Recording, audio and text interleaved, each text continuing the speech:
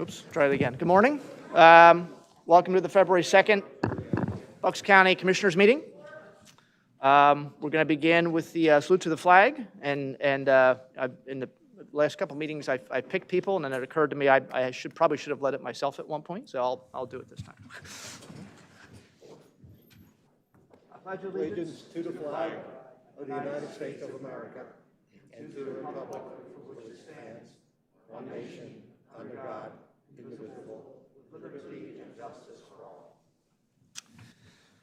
Okay, thank you. I want to welcome everybody here to our meeting. We are starting out with a presentation from Linda Bobrin, our Register of Wills and Clerk of the Orphans Court, who has ran a great program in the fall and is looking forward to another one. So, okay, Ms. Bobrin, the floor is yours.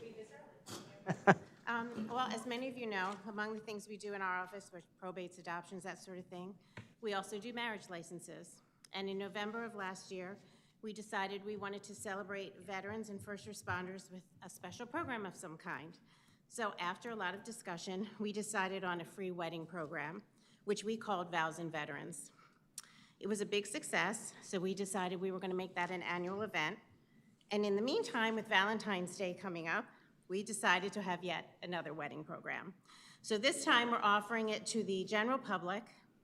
So on Monday, February 14th, we will be holding our first Vows and Valentines program. It will be both a free wedding and a free vow renewal program. So as of this morning, I'm told, we have 10 couples getting married. We have 7 couples renewing their vows.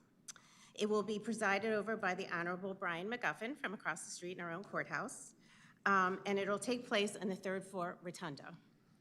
As with our Vows and Veterans program, we have a photographer, a videographer, live music, and of course food. Most of the decorations, flowers, and food have been either donated or given to us at cost. And we published a list of our donors, so we ask that everyone please take note of who they are, so that you can patronize these community partners who have been so generous to us. I just do want to add that we do accept financial donations because we do pay for some of the services that we've received, and these companies have been very generous to us. Just yesterday, the restaurant here in Doylestown, Quinoa, has offered to donate all the food for our program on Valentine's Day. So please do patronize that restaurant. If any of you have heard of Duck Donuts, they've offered to donate donuts. We're going to have something called a donut wall. I don't know what that is, but it sounds delicious, so we'll be having that as well. And to give you all an idea of what we are doing and what we have done in the past, we have a video of our program in November, our Vows and Veterans program. So I'm proud to present, Randy, if you're ready, our video of our program in November.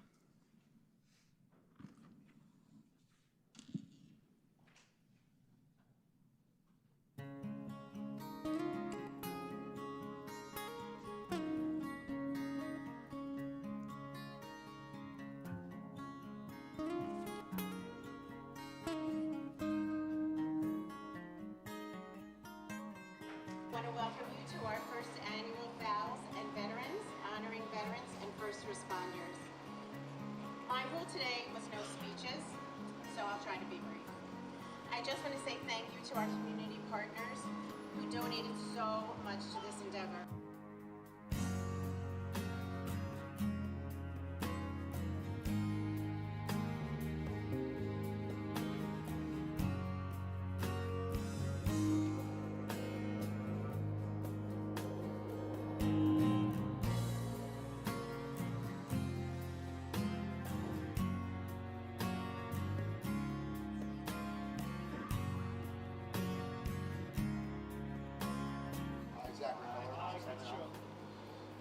Take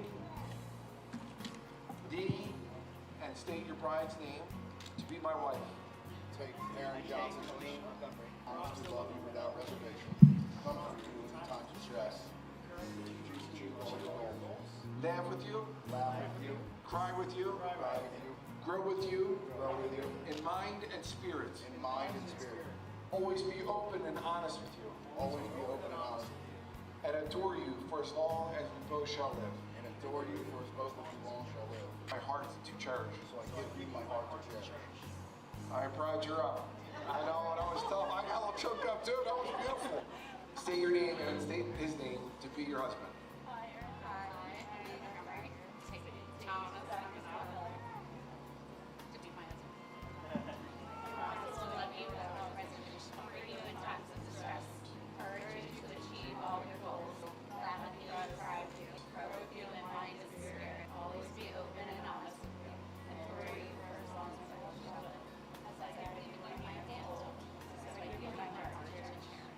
Place this ring upon your hand As a symbol of our everlasting love. as a symbol of our everlasting love. Brides, place your groom's ring on his finger.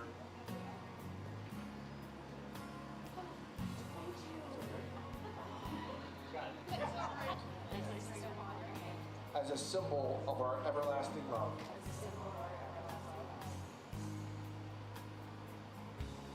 For as much as these couples have pledged themselves to each other in the presence of this company, I do, by the authority vested in me by the laws of the Commonwealth of Pennsylvania, pronounce them to be husband and wife.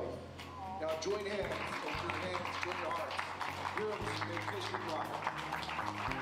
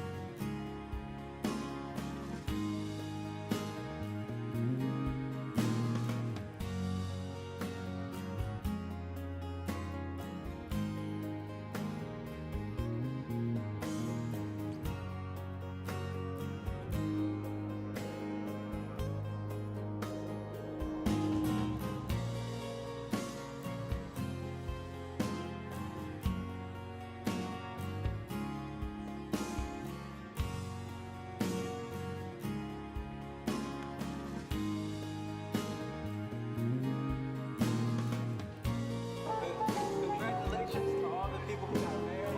It was our honor to do what we did today.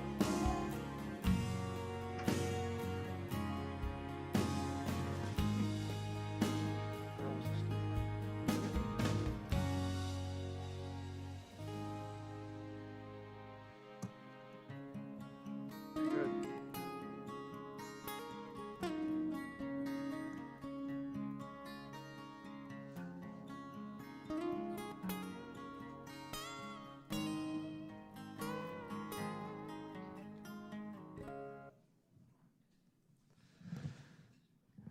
Thank you.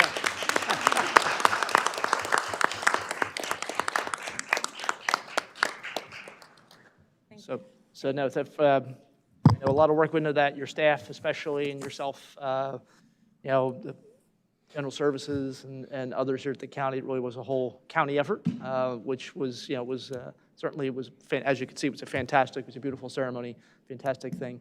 Glad you're continuing it and looking forward to the next one. So, Thank you. thank you. Public comments on agenda items at this point. For anybody who wishes to speak on agenda items, wait, I'm sorry, I had a list in front of me here. So let's see. On agenda items, Andy Warren?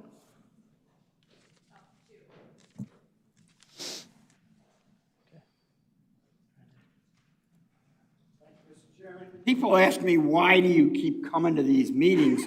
And it's because I never fail to learn something anytime I'm here. Today, I learned what congressmen do once they leave Congress. And Patrick Murphy did a fine job of reminding people. I asked a question today about when you get to item 14. As a bike rider and a taxpayer, I am interested in this on two ways. Is there any, I gather we're looking at August 2024 to see the rough completion of the trail.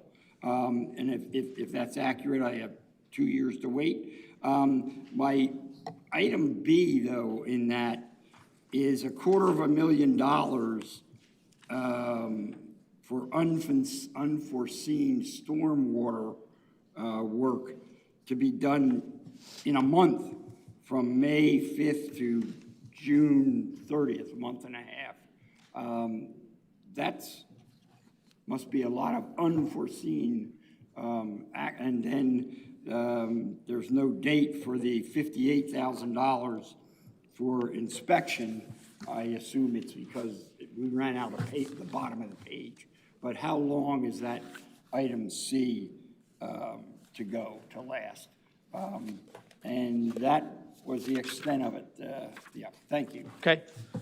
Items B and C, I know, where is he? Oh, Mr. Stone is over there, Mr. Brailer. How about when we get to that, because that is something we're going to do a presentation on regular agenda, so we'll make sure we ask those questions, and Mr. Stone will address them, I'm sure, when he gets up here. Okay, thank you. Megan Brock.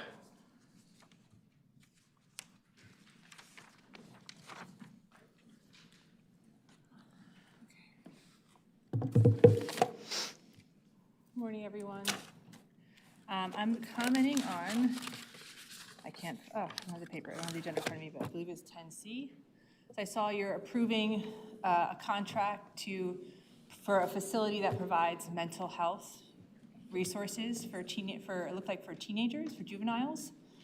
And I just wanted to say that I'm really happy to see that. I'm happy to see that the county is funding places that provide mental health resources for juveniles, because we know right now that we're in a very severe crisis, as noted by the American Academy of Pediatrics, in a juvenile health crisis. And that also includes younger children.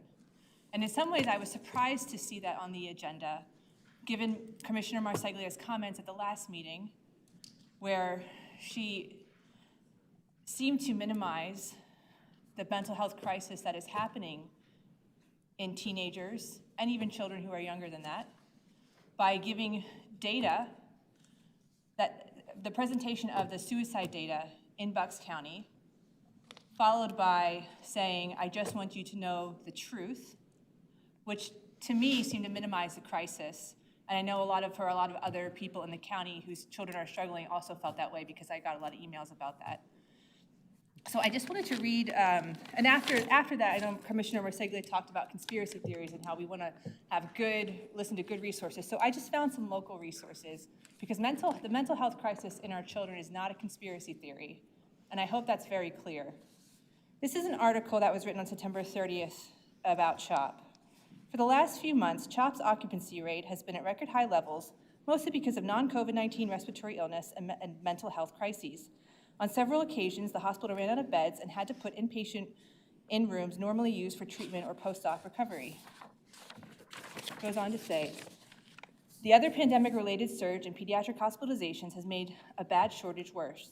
Adolescents and younger children who are struggling with severe anxiety, depression, even suicidal thoughts have few places to go for inpatient treatment. The same is true for children with conditions such as autism that can cause behavioral problems. The losses, disruptions, and isolation of the pandemic can worsen those problems. Quote, CHOP is not an inpatient psychiatric facility, Karen said. We can manage children and keep them safe, but we don't have the infrastructure or not licensed to treat them. But there is just not enough treatment facility capacity in the community, so they often end up staying in the hospital longer than we and the families would like. This is from the CDC. In May 2020, during the COVID-19 pandemic, ED visits emergency room visits for suspected suicide attempts began to increase among adolescents aged 12 to 17 years, especially girls. During February 21st through March 2021, suspected suicide ED visits were 50.6% higher among girls aged 12 to 17 years than during the same period in 2019. Among boys aged 12 to 17 years, suspected suicide attempt emergency room visits increased by 3.7%.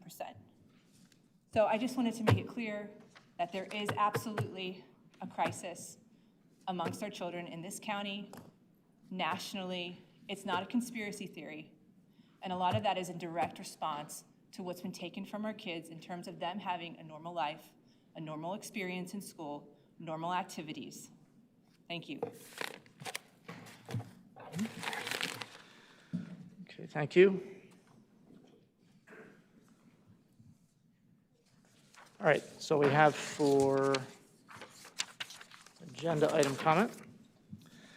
The consent agenda includes the minutes from January 19th, 2022 regular meeting, as well as the resolutions numbers 1 through 13B. Are there any comments or questions on the minutes from the last meeting? No? If not, is there a motion to approve the minutes and the consent agenda? So moved. Second. All in favor? Aye. Aye. Thank you. Regular agenda. Couple of things from the Planning Commission. I know we have Rich Brailer here from the Planning Commission, who's going to come out and speak about the trail program here in the county. Thank you. If it pleases the board, I'm going to sort of do these in chronological order versus the order they're presented here. Yep. So I'll start with the Newtown Rail Trail 14B, James D. Morrissey contract amendment. As you recall, back in the summer of 2020, we started construction on the Newtown Rail Trail, and that was slated to be construction within about a year. Would have put us in the summer of last year. Unfortunately, we ran into some issues there. The biggest issue was there was some storm water that was being diverted into the corridor that we were unaware of as we designed the project. So working with our consultant and our design engineer, as well as our inspector, we came up with solutions to that, including adding some stormwater management techniques at the end of Orchard Road that sort of handled that stormwater, prevented it from going across the trail, which when that happened, it was basically eroding the surface, which was a crushed stone surface. As we got into it more and more, we realized we needed to reline the swales along that area, and we felt the best long-term solution would be to pave it in that section of the trail, which is about a mile long. So that's the bulk of the work that was done through this. And again, I'm using past tense because it has been completed. What you see before you is just some paperwork that needs to be done so we can pay the invoices. This is a full reimbursement from PennDOT. When we needed the extra money, they were happy to give us that extra money to complete the trail. Also part of this is 52 EMS signs. Basically, every 10th of a mile, we installed signs that let trail users know where they are by a unique identifier, so they can call 911 and say, I'm at mile marker X, and the EMS folks know exactly where that is, as well as the shortest entrance to get onto the trail to service their needs. Following up on that is C, which is Pannoni, who is our construction inspector on the job. They basically oversee JDM's work, make sure they're doing it as designed. And that's what those two items are on the agenda, B and C. And again, the work's been completed. I just need the paperwork completed so I can pay their invoices. And all this work was approved through the ECMS system that PennDOT uses. So that's why you see it today. Right, so B and C are both for work that was done previously. It's not going forward, in other words, correct? Right. The trail's, I'd say 99% done. We're waiting on a couple gates that, due to supply issues, they're having trouble getting those gates. But once those are installed, it'll be 100% complete. Okay. And we're looking to have a ribbon cutting in April of this year to officially open the trail. And it's technically open right now for users. Okay. All right, great. Thank you. Yep. The second phase is an extension of that trail that we're already planning on, and that's 14A as well as D. And the first one is to hire Gilmore Associates as our design engineer. And they were selected through an RFP process. And they came in and for the amount you see there. We actually have 80% of that funding through DVRPC, and the county will be responsible for 20% of that amount, which I believe is about $42,000. And item 14D is the revision to the SEPTA lease that we need to add the 2 parcels that are within the corridor that gets us from Bristol Road all the way to the Churchville Nature Center, which is the limits of that extension. So that's basically what I'm asking for today. Okay. Comments or questions, Mr. Brailer, regarding the trail? Thank you. Thank you. Yeah. All right, so for people who are looking forward now, they can get on this trail at the Churchville Nature Center at some point. How far, where can they go? It heads into Montgomery County, correct? Yes, the existing trail connects to the Pennypack Trail, the County Line Road, Okay. and then it goes across 232 and connects to Tamanin Park in Upper Southampton. And the current trail takes you all the way to Bristol Road, and then the extension will go across Bristol Road for about 1.3 miles, and then basically hang a right into the Churchville Nature Center for another 2 or 3, 4/10 of a mile into the park itself. Okay. All right, great. And it's, part of a project. We have trail, I know you specifically have, trail plans of trails going further, east, west, north, south. I mean, it's, there's a large plan for this, and the Planning Commission website, I believe, has a lot of those plans, prospective plans for people interested in seeing, what the grand vision is. You're certainly welcome to take a look at the Planning Commission website, which you can get to through the county website. So, okay, no other comments or questions? Is there a motion to approve 14A through D? So moved. Second. All in favor? Aye. Aye. Okay, thank you, Mr. Braille, appreciate it. Fred? Oh, Sorry, Chairman. I have to leave at 11:10. I don't know the protocol since I'm new to this, but a couple of meetings I've been here, I've heard people attacked Commissioner Marseglia, and I've dealt with Commissioner Marseglia since her days in Nova. What most people don't know is that Commissioner Marseglia and I created the first Child's Advocacy Center in Bucks County. Before it was wrong to have it in a police station, Ben Salem was the first one to host it. Thanks to Commissioner Marseglia, we went and got donations and created the first Child's Advocacy Center that became a model for the Commonwealth. And if it wasn't for Commissioner Marseglia and Rachel Neff, the co-responder model after George Floyd would not have taken off, and now police chiefs all over the county are asking for this resource in Bucks County. I have to leave, but I sat here and I can't, there's no one more sensitive to mental health. There's no one more sensitive to social service needs. There's no one, well, there's a lot of people in this room, but Commissioner Marseglia certainly leads the way for the value of human life. And being a police officer for 34 years and a police chief for 15 years, she was often my first call. Whether she was the minority commissioner and then the chairwoman, and I just can't, to have her get attacked sometimes, I just think is, anytime, life's too short, people shouldn't be attacked, but in this particular situation, not her. There's no one more for mental health, there's no one more for social service, and working with many of the people, and Diane Rosati's not here today, drug and alcohol, but Commissioner Marseglia does an amazing job, and I'm glad she's here, and I'm glad and proud to have worked with her with the CAC, and as the chief in Ben Salem, and now as the Bucks County Sheriff. Sorry for the interruption, but I do have to leave, and I would have felt bad if I didn't say that.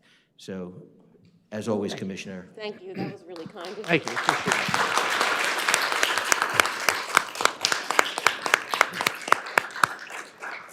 Thank you, Mr. Harron, appreciate that.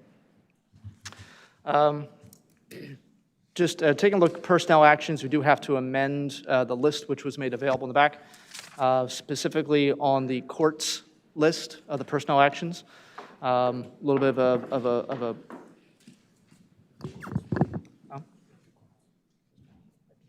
just for people's awareness, Julia Block, Jennifer Rodriguez, Wendelin Boucher, Eva Weiss, their names are coming off that list. Commissioners don't have the power to really approve it anyway, but it was sort of a clerical error that their names were included. And so just for clarification, their names will be coming off. So personnel actions otherwise, any comments or questions? If not, is there a motion to approve the personnel actions as amended? So moved. Second. All in favor? Aye. Okay, board appointments. There are many here. Thank you. For the Bucks County Housing Development Corporation, Ray Mislinski.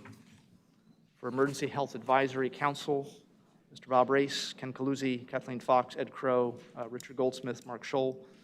For Local Emergency Planning Committee, Dave Harris, Robert Kay, Audrey Kinney, Joe Soborowski, Diane Ellsmer-Seglia, Bob Woodruff, Casey Collar, Roy LaRosa, Shelley Kearney. Any comments or questions on any of those? Okay, is there a motion to approve those appointments to those three boards? So moved. Second. All in favor? Aye. Aye.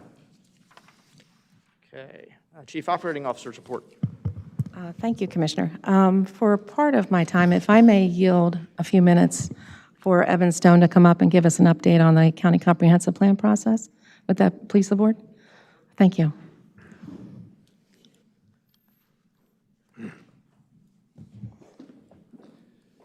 Thank you, Margie, for yielding that time. Good morning, Commissioners.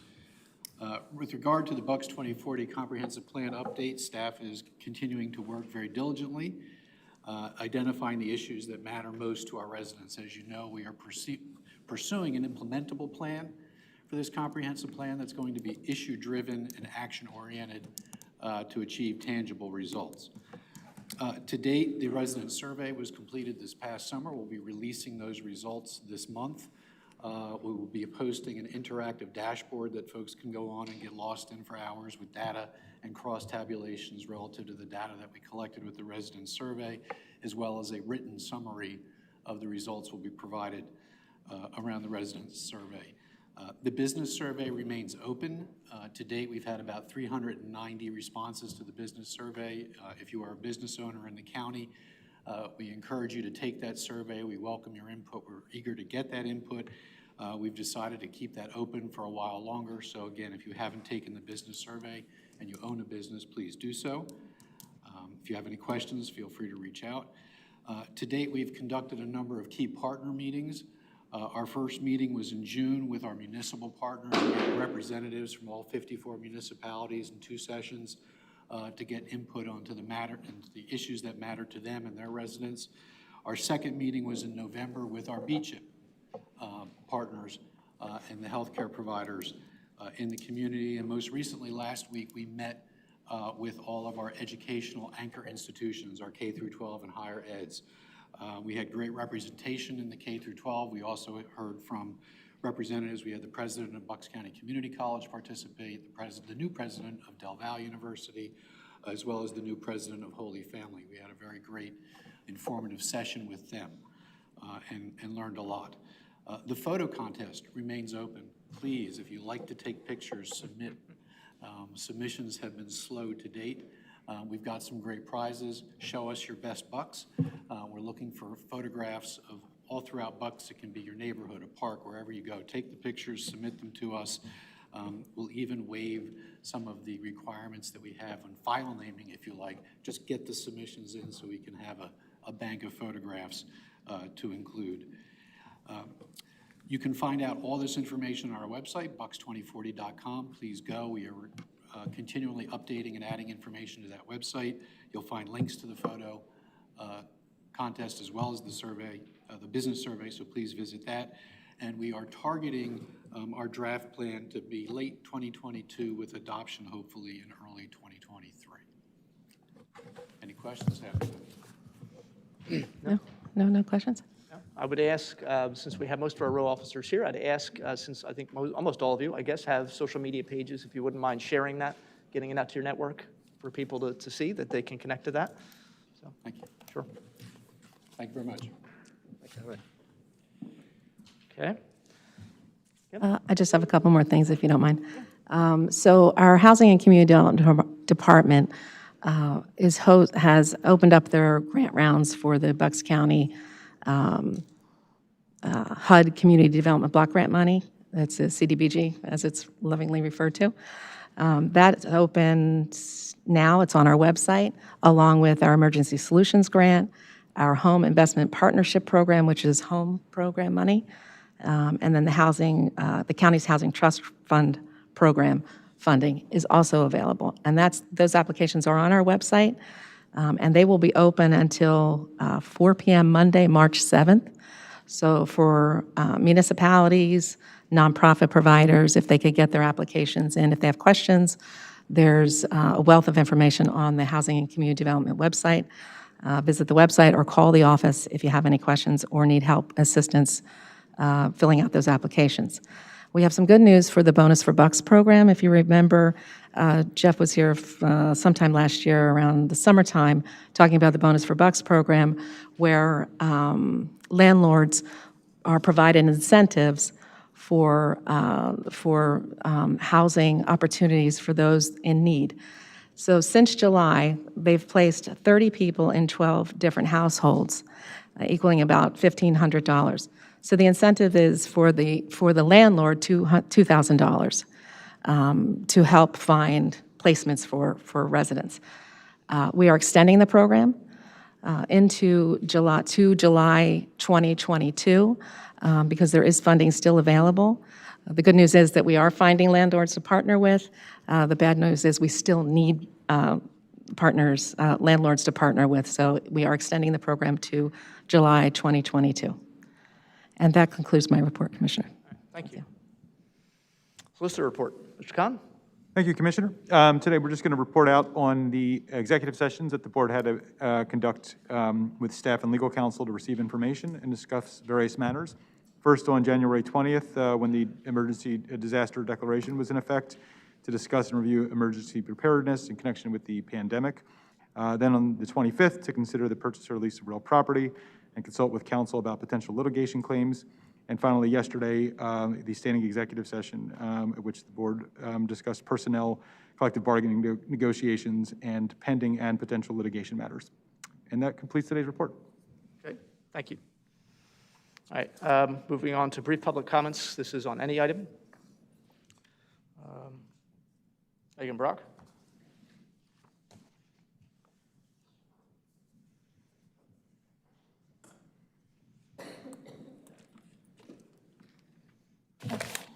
First, I just wanted to take a second to address, that was Fred Horan's comments, that I was responding to Commissioner Marseglia's comments from last week, or 2 weeks ago, when she minimized the mental health crisis in teenagers, and responding to that is not an attack.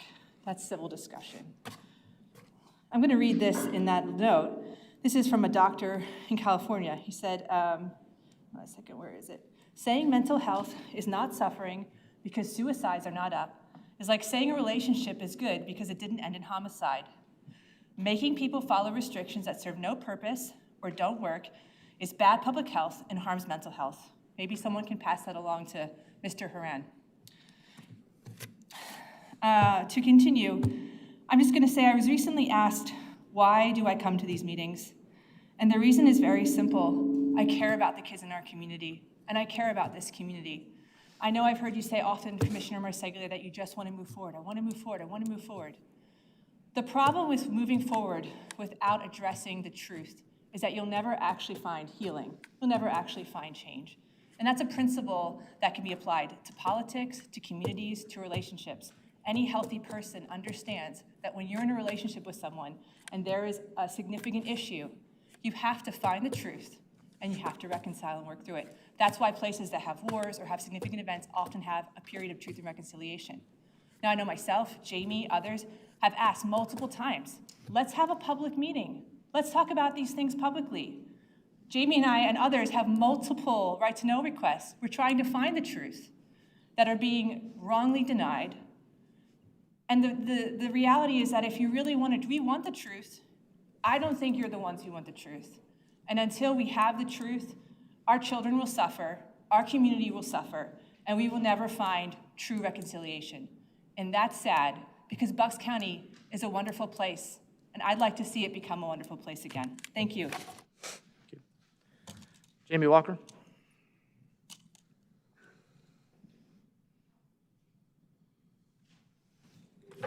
I'm concerned with the county's handling of the right-to-know process now. Currently, I have several right-to-knows put in, one from October 22nd, 11/29, 1/22. I've yet to receive the emails from these right-to-know requests. And I'm wondering if the county is aware that a public citizen is unable to get public records that I have asked for. What I have received yesterday was a copy of the recent health board meeting. Now, after listening to that, I have very serious concerns about one of your appointed members of your health board, Malcolm Burgess.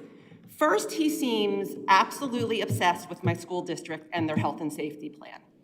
One of the women that commented said, I speak to Commissioner Harvey's assistant, and they must have spoken about our health and safety plan. Commissioner Harvey, Central Bucks School District follows Dr. Damsker's August 15th guidance.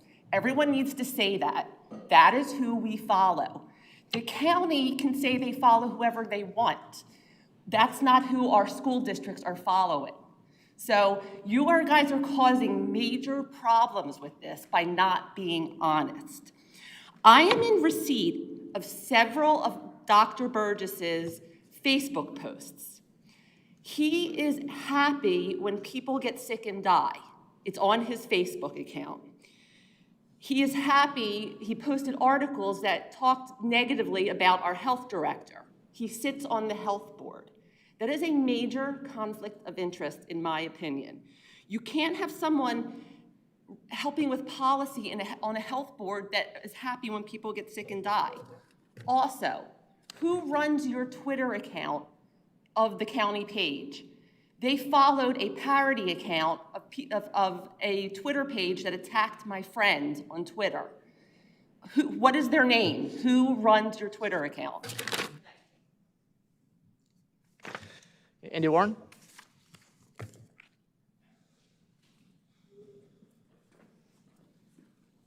2 quick points. One, when you all speak, could you consider taking your mask off? I hear, 'cause maybe I'm old, I'm not maybe, I am old, but I hear every other word sometimes. Could you take your mask off? 1, 2, I don't think anybody would ever question my respect for the position of county commissioner. I don't always agree with y'all, but I respect it. And that's why I'm asking once again, you as a board of commissioners are who I look to for information about safety of this county. I ask again, do you know for a fact that there are no midnight flights coming in to Quakertown or Penn Ridge or any of the other airports in Bucks County? We've seen these reports on news of these midnight flights of people coming from the border with ankle bracelets on, being released into the community.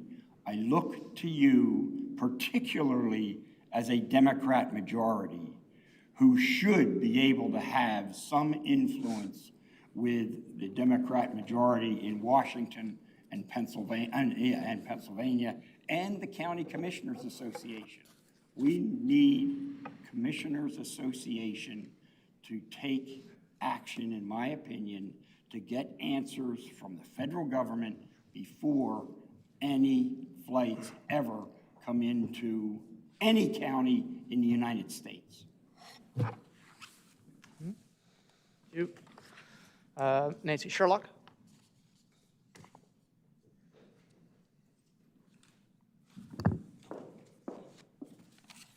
Good morning. I'm here, actually, I'll start off with, I came to echo Commissioner DiGirolamo's comments at the last meeting, and to thank you all for the position that you're in.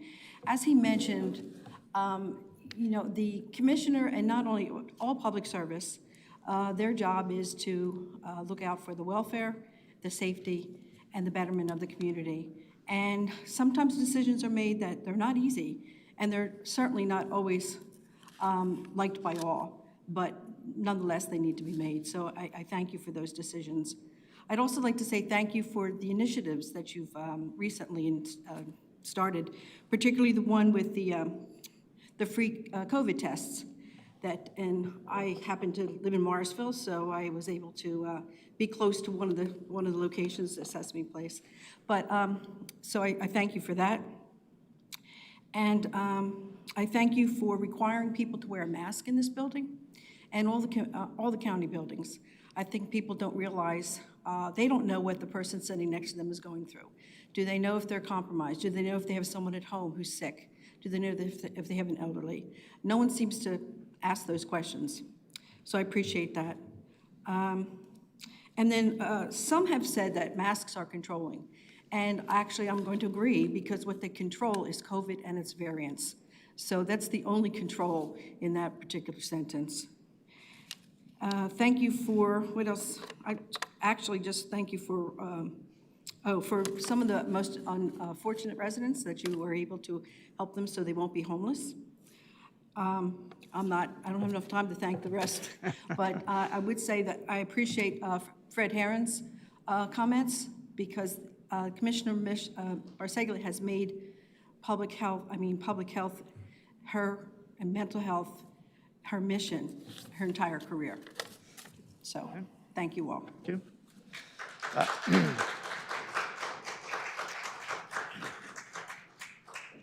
Bonnie Prestrack, is that right? Prestrack.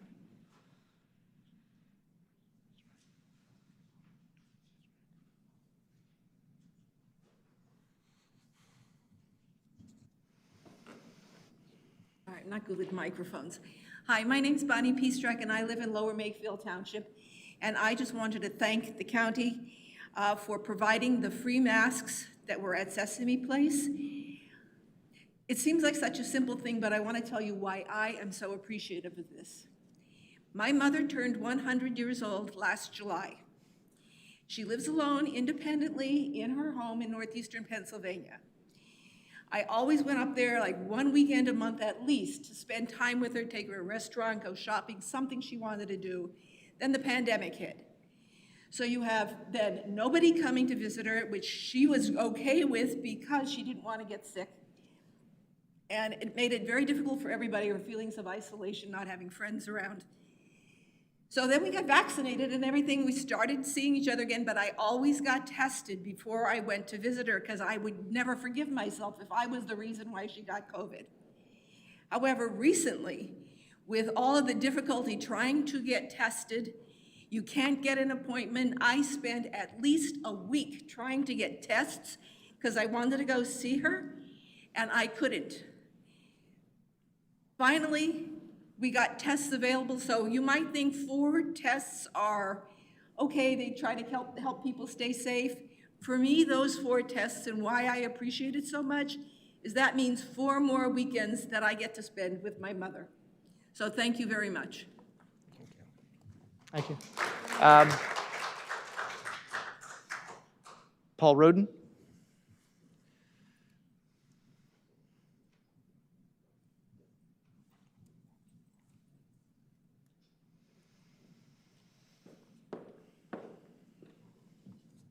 My name is Paul Roden. I live in Lower Makefield Township, and I again want to thank the county and the commissioners for coordinating the distribution of the test for COVID. I recently had to travel to Harrisburg, and I couldn't attend the meeting I was a part of until I was tested, and I couldn't get any tests anywhere. I keep going almost every week to a drugstore or department store or something and asking, where can I get masks, where can I get tests? Luckily, the last resort, my daughter is a research scientist in North Carolina, and she got me a testing kit, but then they announced the distribution with Sesame Place, and I really commend the cooperation between the government, the state, the county, and the local businesses in distributing these tests. It's vitally needed.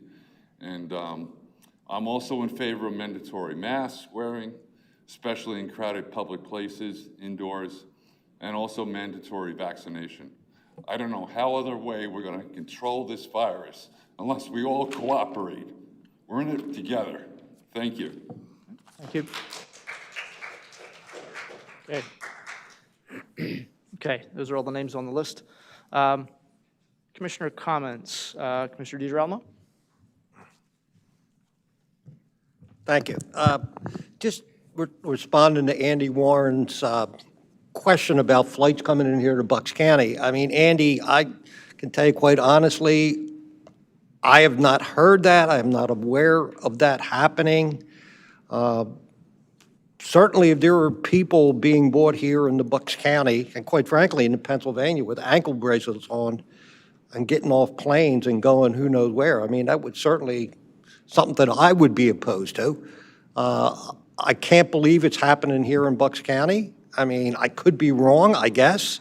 But if that was happening, I'm assuming it would have to be in some kind of conjuncture with the federal government. So I think that would maybe be a good question for our congressmen or both of our United States senators. But I can't believe that that's happening here in Bucks County, because if it was, I'm sure I would be aware of it and the other commissioners would be aware of it, and people. I don't believe that is happening.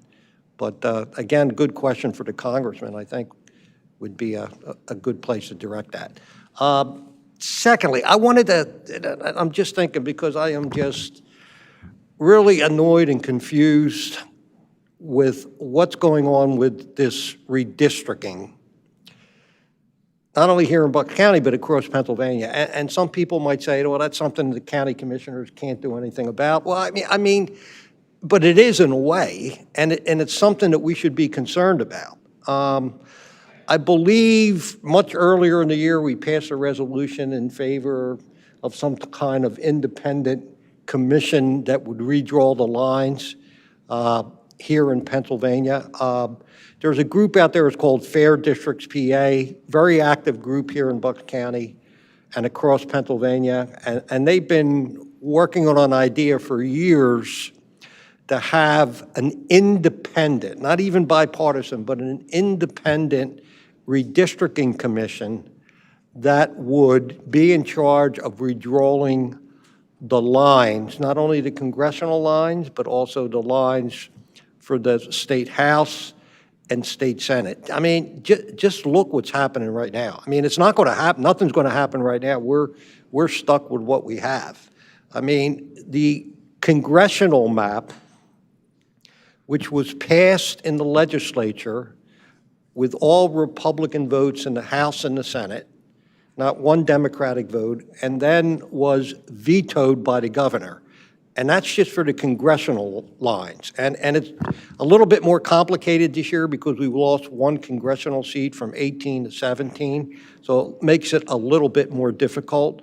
So now it's been vetoed, so now it's it's in the courts, and the courts are more than likely going to redraw the congressional lines, and it's making its way to the Supreme Court, which will, finally, they will have the say on where the lines will be.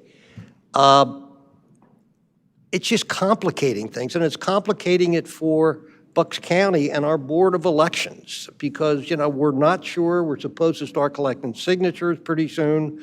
We're not sure that that's going to happen because those lines have to be drawn before the candidates can collect signatures. There's a lot of talk of the primary in May being moved back into June or July if they can't come to an agreement. And what's going on with the state lines in the House and the Senate? I mean, it's just terrible. I mean, we have a 5-person commission right now, and that's the way we do it. And I've been through this up in Harrisburg two times when I was a legislator, and so I see the way things work behind the scene. And this commission, this 5-person commission, is made up of the leaders, the Republican leaders in the House and the Senate, the Republican leaders in the Democratic leaders in the House and the Senate, and the 5th person is picked by the Supreme Court. And that's really important, the 5th person, because there's 2 Republicans, 2 Democrats, and supposed to be a kind of like an independent person that picks by the Supreme Court. Well, the Supreme Court is right now and was 5-2 Democrat. So you would expect the Supreme Court is going to pick somebody that's going to be more favorable to the Democrats. Now, the person they pick is Mark Nortenberg, who used to be the president of the University of Pittsburgh. Terrific guy, fair, smart.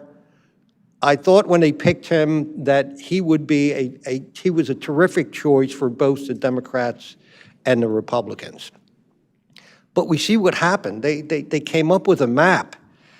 And when you look at Bucks County, and the Bucks County Courier and Time has written 2 editorials about how unfair the map that they're presently looking at is to Bucks County. I mean, we have one legislature who's losing 75% of her constituents in Bucks County and moving to a new area. I mean, I just can't imagine that's fair. And the Courier, again, has written 2 editorials about how unfair the map is for Bucks County. So going back to this Fair Districts PA and the idea of coming up with an independent commission somehow, and that's not going to be easy, believe me. And again, it's not going to help this time, but we've got another 10 years before the next redistricting. So I would hope that it would be something that the legislature would look at and take the politics out of drawing these lines. And again, I was in Harrisburg. I saw how it worked. There were people meeting in back rooms and making decisions, and I'm not blaming one party or the other because both parties were talking to each other and trying to come up with a political way that we draw the maps to protect Republicans and to protect Democrats. And that should not be what redistricting is all about. It should be what's fair, keeping municipalities together as much as possible and not breaking them up and not drawing lines so that a Democrat incumbent can get more Democrats or a Republican incumbent can get more Republican voters. That's not the way it should be. So I hope this is a good opportunity to look at the mess that we're in. And again, this really affects our Board of Elections and in fact, what the commissioners are doing, because we might not have a primary in May. It's possible that they could be running in the same districts that they have right now, and the new districts wouldn't be drawn for another 2 years. I mean, that's a possibility. And I don't think that's what our Constitution intended to happen. So again, I think it's important to get an independent commission. How that independent commission is chosen, that's a good question, and it's not going to be easy, but I think it's the right way to go. Other states are doing it. Might not make the candidates, or not so much the candidates, but the incumbents happy, but let's do what's fair, and let's do what's right for the voters and constituents in Pennsylvania. The voters should be sending the elected officials to Harrisburg. Harrisburg shouldn't be sending the incumbents back to the district. It should be the other way around. The voters should vote and send their elected officials to Harrisburg and to Washington. So thank you. Thank you. Commissioner Marseglia? Thank you.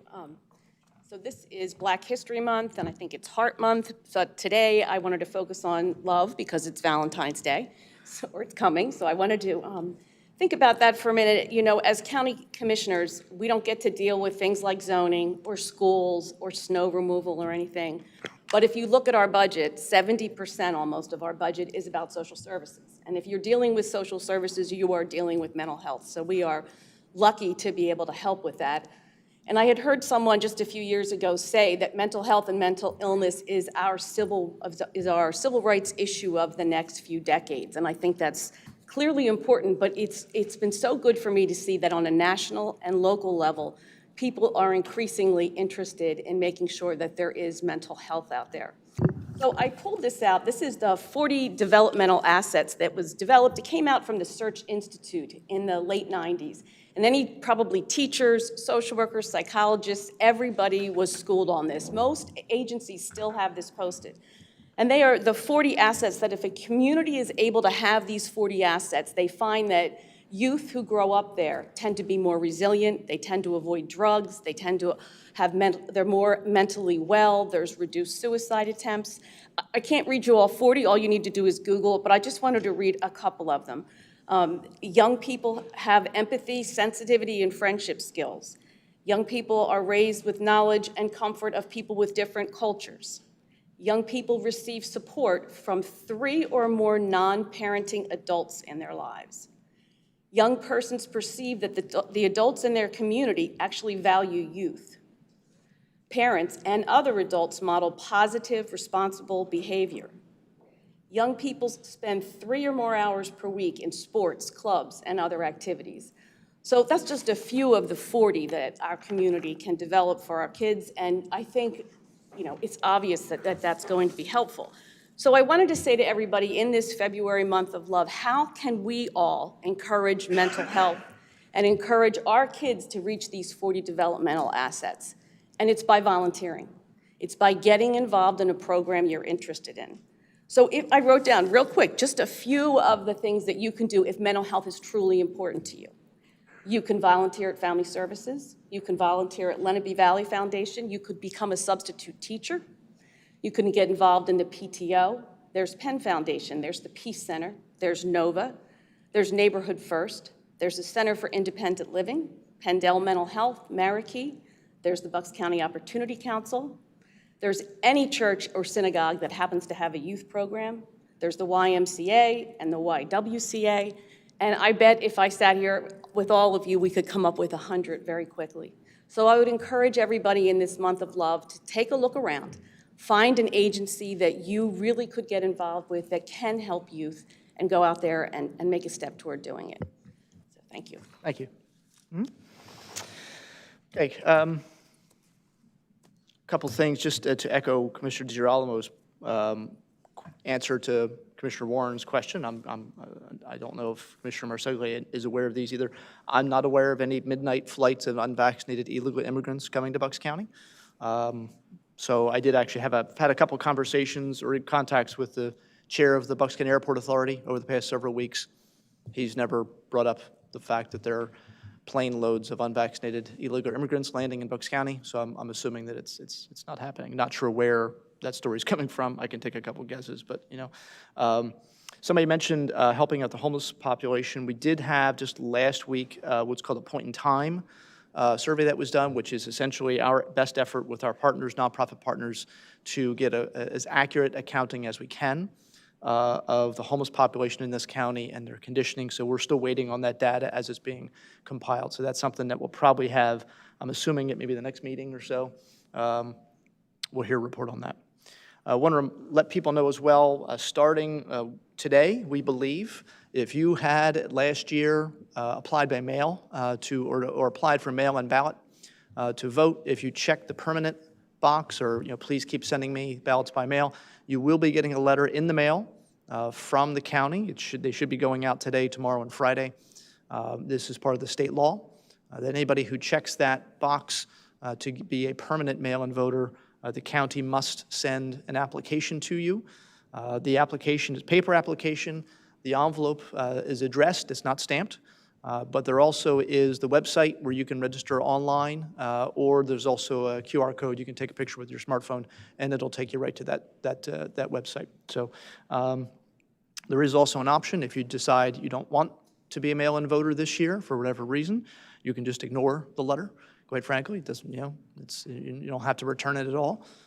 You also can you send it back to us. There's another box to ask yourself to be removed from the mailing list, and we'll do that. So that should be coming in the next week or so, all right? If not, maybe even by the end of this week.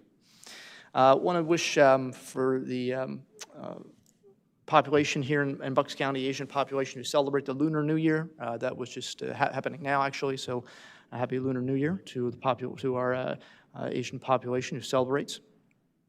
And just kind of piggybacking off of the African American History Month, it's obviously taught history for 26 years, American history and global studies mostly.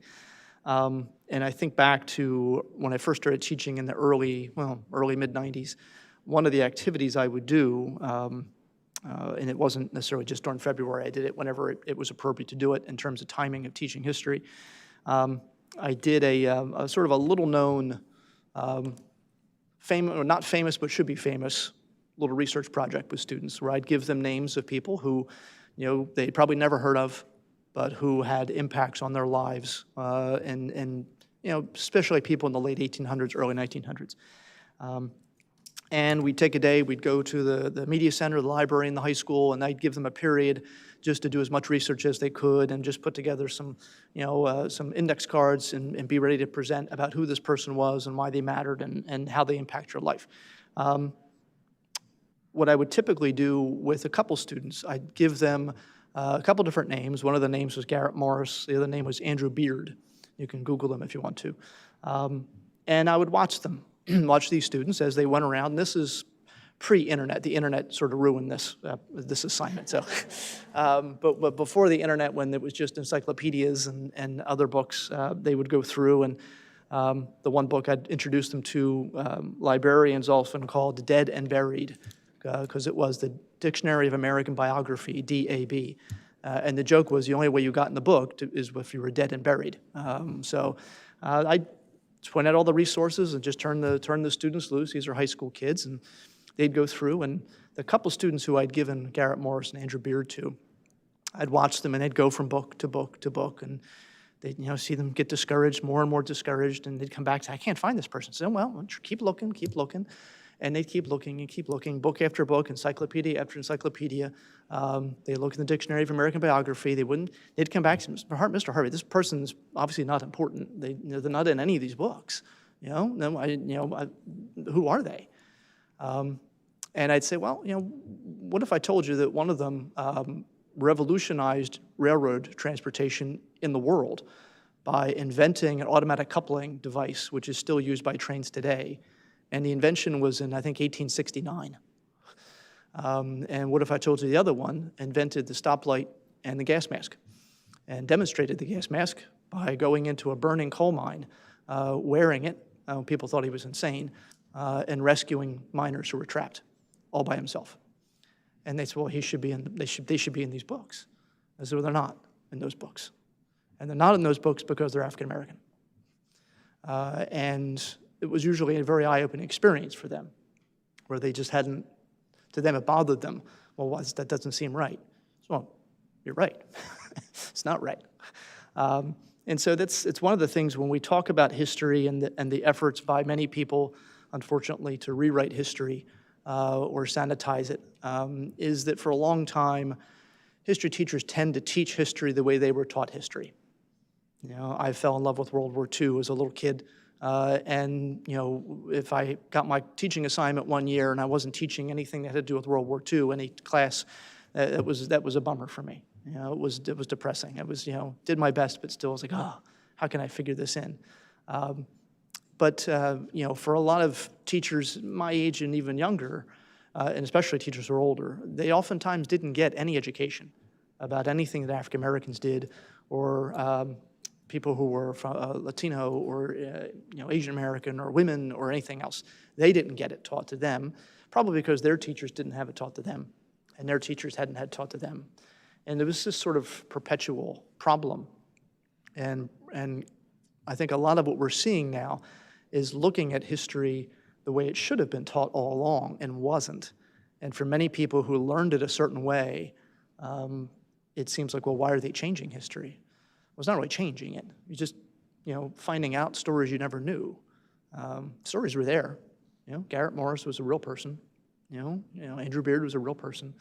So there are these stories that exist. I used to tell my students with World War II, there were 16 million men and women who served in the United States Armed Forces. That's 16 million stories about World War II. Many of them were lost because the people didn't come home. Others were lost because nobody bothered to ask. And that continues to this day. And so, it's one of the things we think about with this month especially, and the other months where we try to do our best to, uncover some of those stories that have made this country what it is. Good and bad, we're always striving to be a more perfect union every day. And so that's what we do up here, regardless of party. And it's what I'm sure most people want us to do. And so hopefully we'll get back to that. So thank everybody for their time. Thank our staff and everybody for all the preparation that goes into meetings. We don't thank them enough for everything that goes into making our meetings successful. And I will entertain a motion to adjourn at this point. So moved. Second. All in favor? Aye. Thank you.